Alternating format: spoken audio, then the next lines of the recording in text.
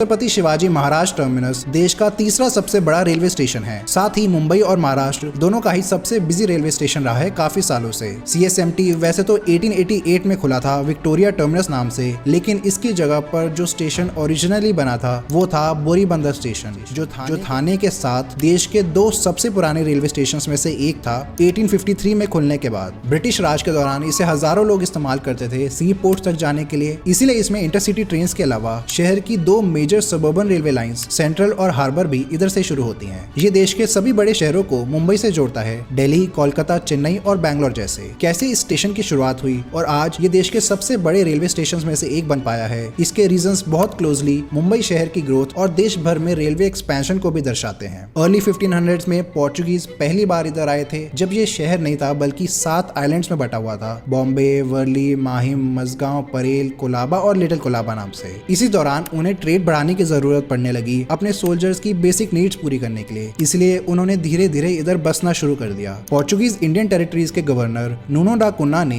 गुजरात सल्तनत के सुल्तान कुतुबुद्दीन बहादुर शाह के साथ ट्रीटी साइन किया, जिससे इस रीजन का प्रॉपर कंट्रोल मिल गया किंगडम ऑफ पोर्चुगल को। अर्ली 1600s में ज्यादा ट्रेड एक्टिविटीज ना होने की वजह से उन्होंने कोई मेजर पोर्ट बनाना जरूरी नहीं समझा। ज्यादातर वो सूरत का पोर्ट इस्तेमाल करते थे, जो वो 1514 में बना चुके थे। 150 साल बाद 1661 में जब पोर्चुगल की राजकुमारी कैथरीन ऑफ ब्रगेंजा की शादी यूके के राजा चार्ल्स II से हुई, तब उन्हें डील में पोर्चुगीज की कुछ टेरिटरीज का कंट्रोल मिला। इसमें बॉम्बे के 7 आइलैंड्स और मोरक्को का टैंजियर पोर्ट शामिल था। ब्रिटिशर्स ने फिर बॉम्बे की असली ट्रेड वैल्यू समझी ज्योग्राफिकल लोकेशन की वजह से, और इसे एक मेजर सिटी के रूप में बनाने का काम भी शुरू कर दिया, जिसमें काफी लैंड सी से भी रिक्लेम करना पड़ा। कुछ साल बाद इसे ईस्ट इंडिया कंपनी को लीज कर दिया गया, जिसके बाद इधर मिंट और प्रिंटिंग प्रेस एस्टैब्लिश हुए। इससे ये एक कमर्शियल सेंटर बनने लगा। पॉपुलेशन भी तेजी से ग्रो होने लगी। 1661 में यहाँ 10,000 लोग रहते थे, जो 1675 तक हो चुके थे 60,000 लोग। 1684 में इन 7 आइलैंड्स को आपस में जोड़ने का काम शुरू हुआ। सबसे पहले मजगांव और बॉम्बे मेनलैंड के बीच लैंड रिक्लेम किया गया। 1711 में परेल और माहिम को जोड़ा गया और अगले साल माहिम को वर्ली से। अब वर्ली को बाकी हिस्सों से जोड़ना बड़ा चैलेंज बन गया, बीच में बड़ी सी आने की वजह से। 100 साल बाद कोलाबा और लिटिल कोलाबा को जोड़ा गया।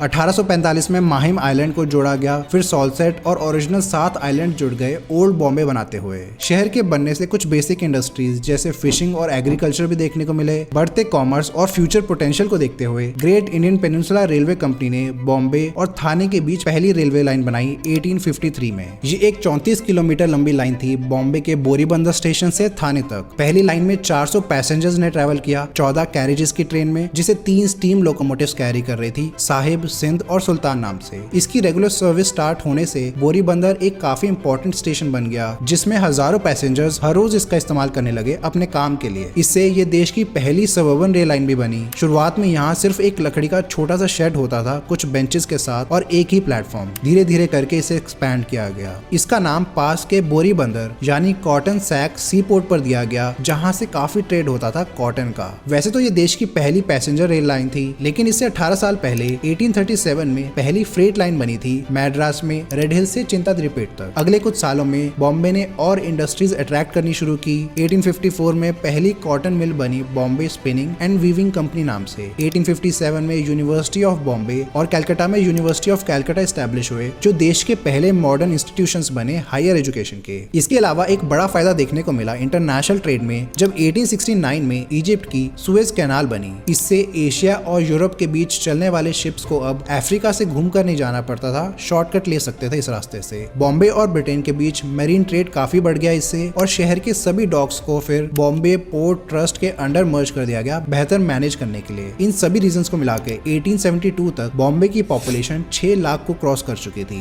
बोरीबंदर स्टेशन बनने के reasons great Indian peninsula railway के बनने से जुड़े हैं, जिसका मेन एम था बॉम्बे को मैड्रास से कनेक्ट करना, बीच में इंटीरियर रीजन्स जैसे पूना, नासिक, सोलापुर और हैदराबाद से होते हुए। इससे कॉटन, सिल्क, शुगर और स्पाइसेस का एक्सपोर्ट आसान हो जाता, दो मेजर पोर्ट्स के आपस में कनेक्ट होने से, बॉम्बे और मैड्रास में। 1843 से 47 के बीच ब्रिटिश सर्जन और engineer colonel George Thomas Clarke ने पहली रेल लाइन के लिए सर्वे और प्लानिंग की। अगस्त 1849 में great Indian peninsula railway company को एस्टैब्लिश किया गया। उन्होंने ईस्ट इंडिया कंपनी के साथ 56 किलोमीटर लंबी रेल लाइन बनाने का कॉन्ट्रैक्ट साइन किया, मुंबई से खंडेश डिस्ट्रिक्ट और बेरार प्रोविंस तक। इसी का एक पार्ट था बोरीबंदर से थाने। सबर्बन ट्रेन की सफलता देखते हुए बॉम्बे में ट्रैम्प्स बनाने के प्रपोजल्स भी रखे जाने लगे, जो कि यूरोप के कुछ कुछ शहरों में काफी पॉपुलर साबित हो रही थी। फाइनली कुछ साल डिलेज के बाद 1873 में बॉम्बे ट्रामवे कंपनी सेटअप हुई और अगले साल से पहली हॉर्स ड्रॉन ट्रैम सर्विस भी शुरू हो पाई, कोलाबा से पायधोनी तक, बीच में क्रॉफर्ड मार्केट से होते हुए, और दूसरा रूट बोरीबंदर से पायधोनी तक कालबा देवी से होते हुए। इसके रूट्स और स्टेशन बढ़ते गए अगले कुछ सालों में और ये एक पॉपुलर मोड ऑफ ट्रांसपोर्ट भी बन गया। 32 साल तक हॉर्स का ही इस्तेमाल होता था इसके लिए, जिसके बाद इलेक्ट्रिक ट्रैम्स को इंट्रोड्यूस किया जाने लगा।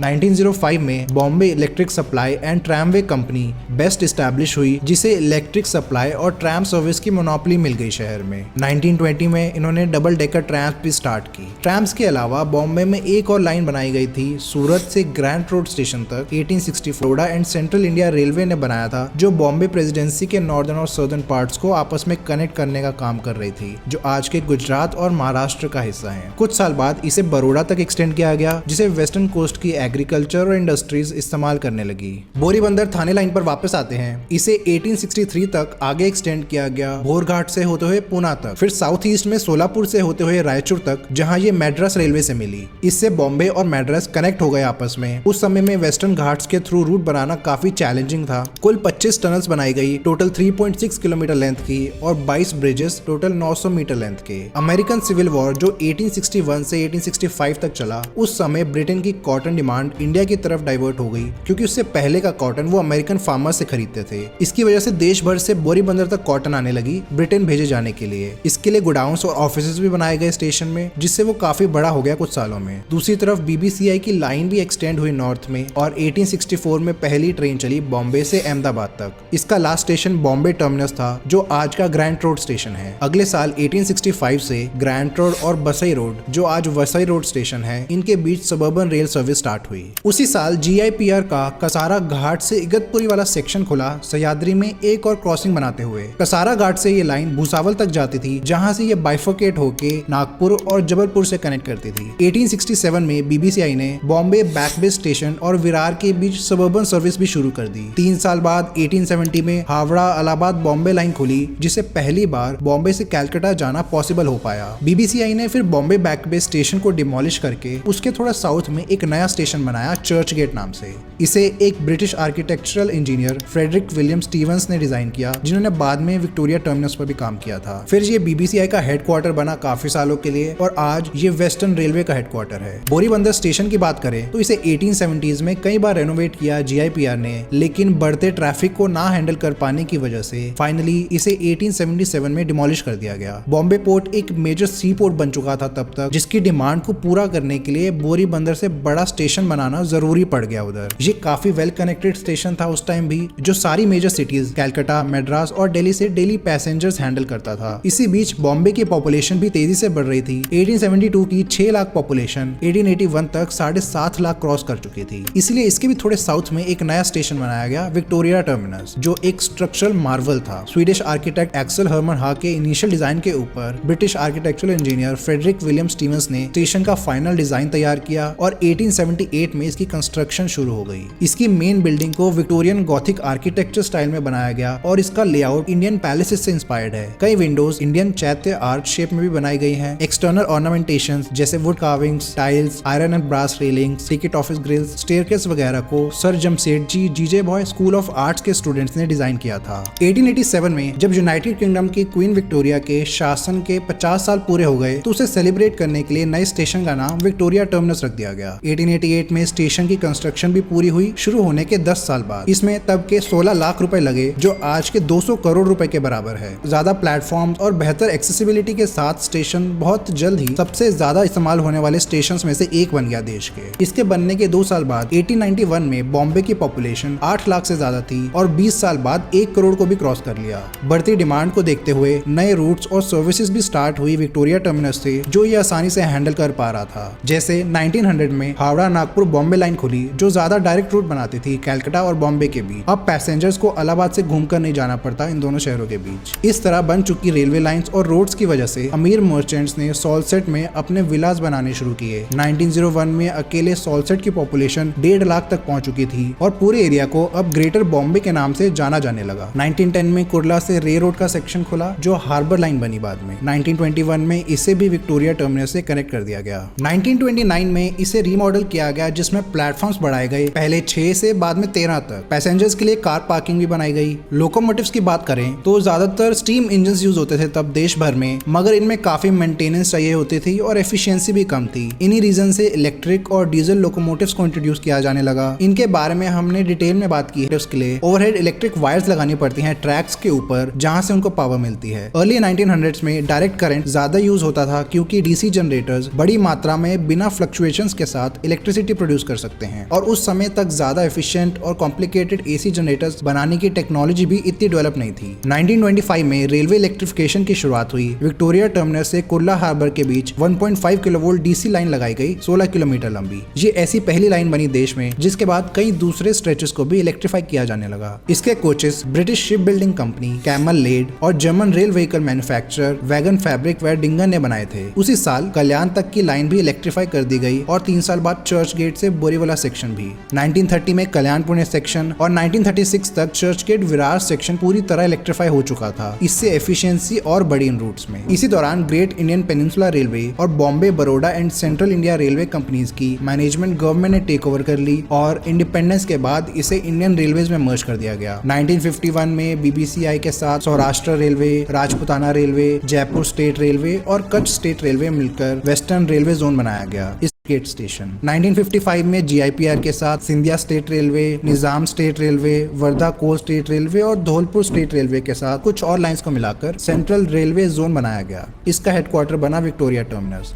ऐसे ही टोटल 6 अलग अलग जोन्स एस्टैब्लिश किए गए थे देश भर में बेहतर मैनेजमेंट के लिए, जो आज बढ़कर हो चुके हैं 17 जोन्स। आज सेंट्रल रेलवे मेनली महाराष्ट्र को सर्व करता है और सीएसएमटी के साथ सबअर्बन रूट्स के कई स्टेशंस इसके अंडर आते हैं। वहीं वेस्टर्न रेलवे मेनली गुजरात को सर्व करता है, लेकिन इसकी कुछ लाइंस महाराष्ट्र तक भी आती हैं। बॉम्बे में भी चेंजेस देखने को मिले थे इंडिपेंडेंस के बाद। 1950 में बॉम्बे सिटी और सबर्ब्स को मर्ज करके ग्रेटर बॉम्बे डिस्ट्रिक्ट बनाया गया। 1951 में 2 करोड़ से ज्यादा पॉपुलेशन थी इस पूरे रीजन की और लगातार ग्रो कर रही थी। 1957 में शहर की लिमिट्स दहिसार तक एक्सटेंड की गई और सबअर्बन रूट्स बढ़ाए गए। इसके साथ ही शहर में कंजेशन बढ़ने से और बसेस के एडॉप्शन से ट्रैम नेटवर्क को भी बंद कर दिया गया 1964 में। न्यू बॉम्बे, जो आज नवी मुंबई से जाना जाता है, उसकी भी प्लानिंग शुरू हुई। इसके बाद 1971 में जो मुंबई हार्बर के ईस्टर्न साइड पर बनाया जाना था। इसके बनने के बाद जब सबअर्बन रेलवे से कनेक्ट किया गया तो उसमें ग्रोथ काफी तेजी से देखने को मिली। लोग न्यू बॉम्बे में रहकर हर रोज सिटी में ट्रैवल करने लगे काम के लिए। बॉम्बे और बाकी सैटेलाइट स्टेट्स की डेवलपमेंट के पीछे सबअर्बन रेलवे का बहुत बड़ा हाथ रहा है। शहर की बढ़ती जनसंख्या की वजह से सबअर्बन रेल को मेंटेन और एक्सटेंड करना बहुत जरूरी हो जाता है, इसलिए इसे शहर की लाइफलाइन से भी जाना जाता है। पूरा नेटवर्क सेंट्रल रेलवे और वेस्टर्न रेलवे मिलकर ऑपरेट करते हैं। अभी आज सबअर्बन रेल लाइंस जो सीएसएमटी से होते हुए जाती हैं, वो है सेंट्रल और हार्बर लाइंस। सेंट्रल में 39 लाख डेली राइडरशिप है और हार्बर लाइन में 10 लाख। इन दोनों का टर्मिनस सीएसएमटी है, जो कि काफी बिजी रहता है। इनकी वजह से ही अपने 18 में से 7 प्लेटफॉर्म्स पर ये सबअर्बन ट्रेन को ही हैंडल करता है। जहां 1925 में सबअर्बन रेलवे की 150 ट्रेन चलती थी हर रोज, वही आज बढ़कर 1774 ट्रेन हो गई हैं। लगातार एक्सटेंशन की वजह से आज सबअर्बन नेटवर्क में 7 लाइंस और 150 स्टेशन हैं और टोटल सिस्टम की लेंथ है 427 किलोमीटर। अब 1980s पर आते हैं, जब शहर की पॉपुलेशन 90 लाख क्रॉस कर चुकी थी,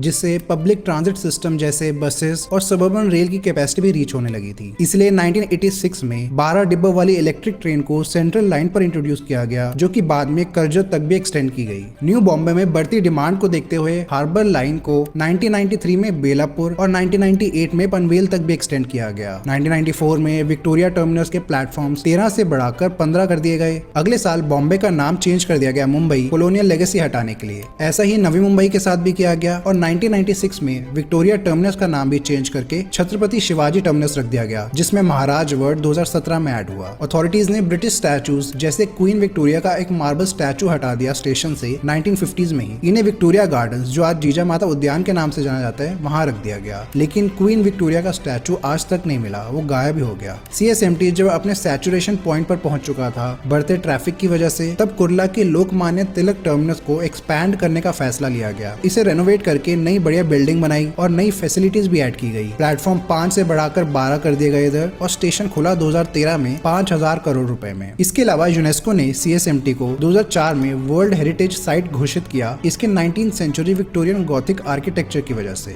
नॉर्दर्न नवी मुंबई के डेवलप होने से 2004 में नई ट्रांस हार्बर लाइन भी खुली थाने से पनवेल के बीच। उसी साल CSMT में प्लेटफॉर्म्स बढ़कर पहुंच गए 18, जितने आज भी हैं। इसके लास्ट 3 प्लेटफॉर्म्स 24 डिब्बों वाली ट्रेन को भी हैंडल कर सकते हैं, उस हिसाब से बनाए गए। इकोनॉमिक लिबरलाइजेशन के बाद मुंबई देश की सबसे अमीर सिटी उभर कर आई, जिसे कई इंडस्ट्रीज और रोजगार की तलाश में लोग देश भर से आने लगे। 2010 तक शहर की आबादी 1980 से डबल होकर 1,80,00,000 तक पहुंच चुकी थी। इसी दौरान मुंबई मेट्रो और मोनो रेल की भी कंस्ट्रक्शन शुरू हुई। पिछले कुछ सालों में सबअर्बन नेटवर्क इतने पैसेंजर्स कैरी करने में असमर्थ साबित हो रहा है, चाहे वो ट्रेन की फ्रीक्वेंसी हो, प्लेटफॉर्म और स्टेशन का साइज या अनरिलायबल सर्विस। इसलिए मॉडर्न रैपिड ट्रांजिट सिस्टम्स जैसे मेट्रो और मोनो रेल को बनाया गया है रेल नेटवर्क का लोड कम करने के लिए। 2014 में दोनों रूट्स खुल गए लोगों के लिए। मोनो रेल हार्बर, सेंट्रल और वेस्टर्न लाइन से कनेक्ट की गई और मेट्रो घाटकोपर में सेंट्रल लाइन और अंधेरी में वेस्टर्न और हार्बर लाइन से। इसके बेनिफिट्स देखने भी शुरू हो चुके हैं। मेट्रो की 3 लाइंस और मोनो रेल की 1 लाइन अभी ऑपरेशनल है। इसके अलावा मेट्रो लाइन 3 और लाइन 11 जो CSMT से कनेक्ट करेंगी, वो अभी अंडर कंस्ट्रक्शन है और अगले कुछ सालों में खुल जाएंगी। लाइन 3 पूरी अंडरग्राउंड लाइन होगी कोलाबा से आर्य कॉलोनी तक, और खुलने के बाद देश की सबसे लंबी टनल भी बन जाएगी। लाइन 11 वडाला से CSMT के बीच चलेगी और लाइन 3 के साथ इंटरचेंज बनाएगी CSMT पर ही। इनसे कनेक्टिविटी तो इंप्रूव होगी, साथ ही CSMT पर ट्रैफिक भी बढ़ेगा जब इंटरसिटी ट्रेन ले पाएंगे पैसेंजर्स और आसानी से।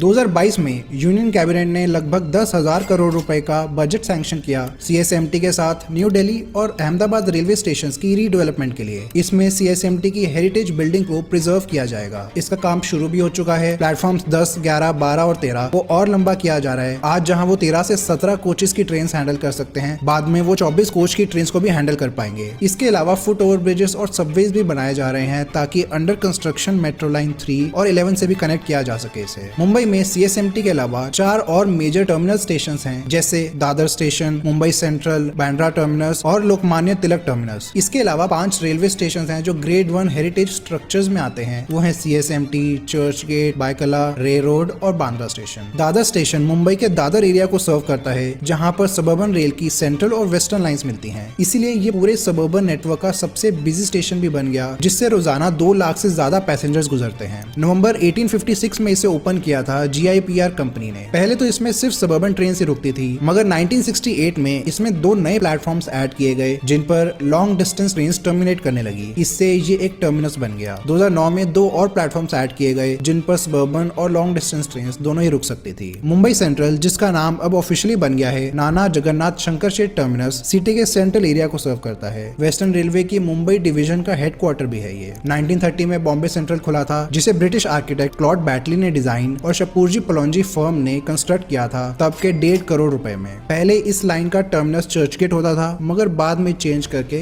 इससे बना दिया गया। बांद्रा स्टेशन बांद्रा कुर्ला कॉम्प्लेक्स के पास है, जहां वेस्टर्न और हार्बर लाइंस चलती हैं। 1867 में इसे खोला गया था, जब BBCI ने इधर 3 कसाई खानों की बिल्डिंग्स बनाई, जिन्हें बोरी बंदर स्टेशन से शिफ्ट कर दिया गया था, क्योंकि लोगों को इतना पसंद नहीं आ रहा था। कई साल तक ये सिर्फ सबअर्बन नेटवर्क का ही पार्ट था। 1960 में फ्रेट ट्रेन के डिब्बों को क्लासिफाई करने के लिए शंटिंग यार्ड भी बना इधर, मगर 1990s में ही इससे टर्मिनल के रूप में डेवलप किया गया मुंबई सेंट्रल के ट्रैफिक को कम करने के लिए। और फाइनली लोकमान्य तिलक टर्मिनस, ये कुर्ला एरिया को सर्व करता है। 1991 में ये ओपन हुआ था कुर्ला टर्मिनस नाम से, लेकिन बाद में इसका नाम चेंज करके इंडिपेंडेंस एक्टिविस्ट बाल गंगाधर तिलक के ऊपर रख दिया गया। आज इसके 7 प्लेटफॉर्म से लाखों लोग ट्रैवल करते हैं। ये तो मुंबई के टर्मिनल स्टेशन की बात हो गई, मगर एक बड़ा हाई स्पीड रेल यानी बुलेट ट्रेन का स्टेशन भी बनाया जा रहा है, जो कि खुलने के बाद शहर के और देश के सबसे बिजी स्टेशंस में से एक बन जाएगा, ऐसी उम्मीद है। इसे बांद्रा कुर्ला कॉम्प्लेक्स में बनाया जा रहा है मुंबई अहमदाबाद कॉरिडोर के लिए। फ्यूचर में नई लाइंस बनाई जाएंगी तो इसे एक्सपैंड भी किया जा सकता है। अंडरग्राउंड स्टेशन होगा ये, जिसे मेट्रो की येलो और एक्वा लाइन से भी कनेक्ट किया जाएगा।